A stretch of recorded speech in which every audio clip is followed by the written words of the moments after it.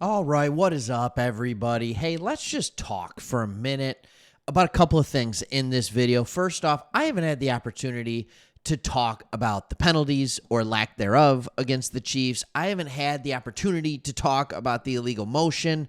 I haven't had the opportunity to do it, so I know you're sick of hearing about it, all right? But I want to talk about that in the beginning of this video. If you don't want to hear about that, fast forward to like the 4-minute mark or something like that. I don't know exactly how long it's going to be.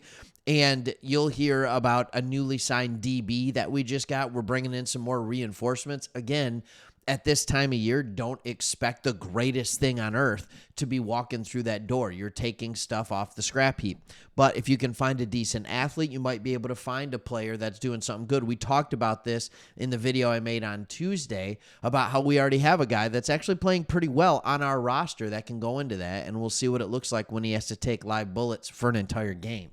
But before I do that, if you're new to the channel, my name's Craig. Me and my buddy Chris started this over 4 years ago. Big Lions fans. Try and keep it honest. Try and keep it upbeat. Try and keep it positive. Man, oh man, is this a team that's been easy to keep it positive with.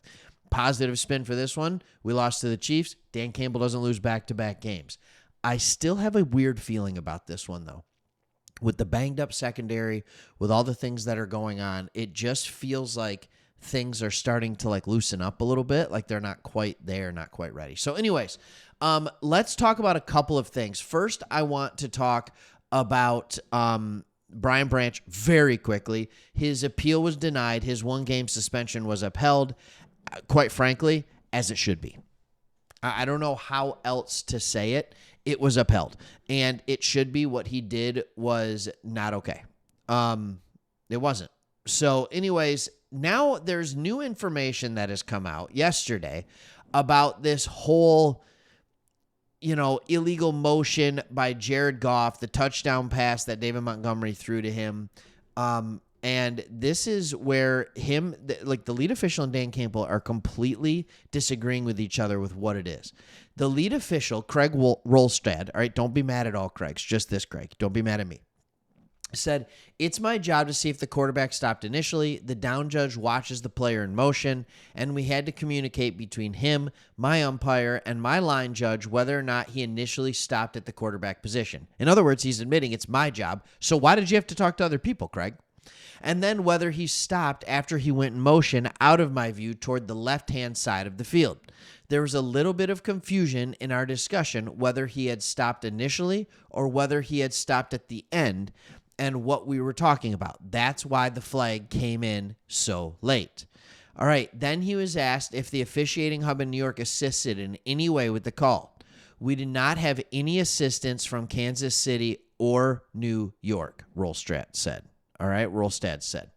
All right, Dan Campbell later said, well, it doesn't matter if I agree or disagree. I know it came from New York, Campbell said.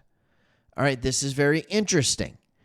All right, he asked if it came from New York. There was clarity asked on his radio appearance where Campbell was asked to clarify if he was told directly by an official that the call came from New York. Campbell's response. All right. He said yes. Okay, this is interesting because you're not allowed to talk to New York. All right. New York can assist on the following. All right. Coaches' challenges, failed 4th down attempts, game and play clock, plays after the 2-minute warning, plays during overtime, plays that can be adjudicated under the replay assist rule, scoring plays. I haven't read this yet, so adjudicated was a tough word. And turnovers. Plays that are eligible replay assistance help. All right. That's the game day occurrences. Eligible for replay assistance help include all of these. I'm not going to read all of them to you. There's nothing that suggests New York should be able to help with a penalty involving illegal motion. There it is. So we're not allowed to do it, but this is what happens on these Monday night, Sunday night, Thursday night games. New York's got no other games going. They're just completely locked in on this one. All right. I don't think it was officiated correctly. And here's the other crazy thing. It doesn't stop there. This is from an article in The Athletic. All right. A cliche often heard from NFL coaches that one of the keys to winning is not beating yourself. Kansas City Chiefs 37 win came out unscathed in regard to a rare fashion. The Chiefs became the first team since 1972 to have 0 accepted penalties, 0 turnovers, and no more than 1 punt in a game, according to NBC's Sunday Night Football broadcast. On paper, it was one of the cleanest games in NFL history. 0 penalties, 0 turnovers. All right? There was close to 1 turnover, and no more than 1 punt because of timely penalties against us, by the way, for the first time in 53 years. Does that seem normal? Does that seem fair? All right, we are at the 5:30 mark, 5:40 mark. I want to get moving on to what else I said we'd talk about. The Detroit Lions are adding some help in their secondary as they need to. I want to show you who they signed and what it's going to look like. They've signed a young safety to a 1-year deal, and his name is Jammie, all right, Robinson, all right? It feels like he should be a cornerback because he's got to jam the receiver. Sorry, these are cheap jokes. All right, he's out of Florida State.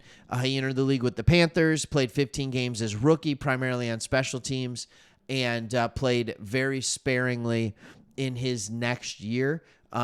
According to PFF, he played 64 total snap counts for the Panthers, receiving a grade of 64.8 total in defense and only 11 after that, but did play over 200 snaps, actually over 300 snaps, I want to say, on special teams over those 2 years. He was just let go from the Chiefs practice squad, so he is now on our team. He is a 5th-round pick. He's not an undrafted free agent. He's not a bad athlete. His struggle is size, but he has good speed.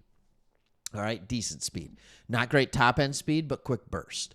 All right, so that's kind of what's interesting. Now, we're going to need this guy because this is very interesting. I thought the guys over at Pride of Detroit did a good job, and this is what remains of the healthy backs on the Detroit Lions roster going into this game. With us, yes, Kirby Joseph could be added to this list. But right now, I mean, obviously he looked like he was in pain. I think you got to get that knee right so you don't risk even worse injuries to it. That's my opinion. But that leaves us with Amik Robertson, Rock Ya-Sin.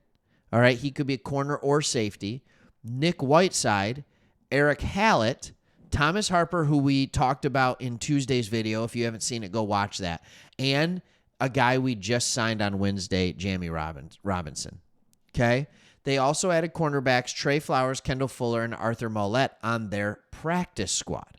So this is very interesting. The fact that they've signed Jammie Robinson and the fact that they still have Trey Flowers, Kendall Fuller, and Arthur Mollett on their practice squad lets you know that maybe they're not confident in what they have in these guys and that they don't feel like they're ready to go, so they brought in another guy.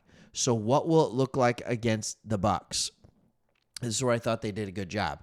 In 2 corners, base defense, which the Lions play a lot of with 3 linebackers, I would expect to see a lot of that, especially if Egbuka and Evans aren't healthy. I don't know what their status is yet, but hamstrings take a minute to get back from. At corner, you'd have Amik Robinson and Kendall Fuller. Okay, then at safety, you'd have Rock Ya-Sin and Thomas Harper. If you went to a nickel back, you'd move Amik into the nickel, and then you go Kendall Fuller with either Trey Flowers or Nick Whiteside on the outside with Rock Ya-Sin and Thomas Harper on the back end. Yikes. Okay, like I don't know how else to say it. That's nerve-wracking. So anyways, just wanted to come out, say where we're at, say my piece about the call. Didn't love it. Say my piece about the new players we have. Look, the secondary's banged up. We have this game. Get ourselves a bye week, right? Like, can we get a bye week, please? Like, that's what we need. Above all other things is just help me get healthy. And this is like this every single year, and we have it right after Tampa. And you're hoping after that you get Terry Arnold back. You're hoping after that Kirby Joseph's knee is healed up. You hope after that Brian Branch, he'll be back from the suspension, but you hope that the 2 weeks off gives him what he needs with his ankle. And you just gear up for the second half of the year. 4-2, like, Let's get to 5-2. Even if we're 4-3, you're gearing up for those last 9 games, and we can make it, or last 10 games, and we can make it happen. All right. Thanks for watching. Again, injuries piling up for the Lions, but the hope right now, there's no guarantee, but the hope is that they'll be okay come later, right? Like that they'll be healthy later. All right. Thanks for watching. We'll see you on the next one.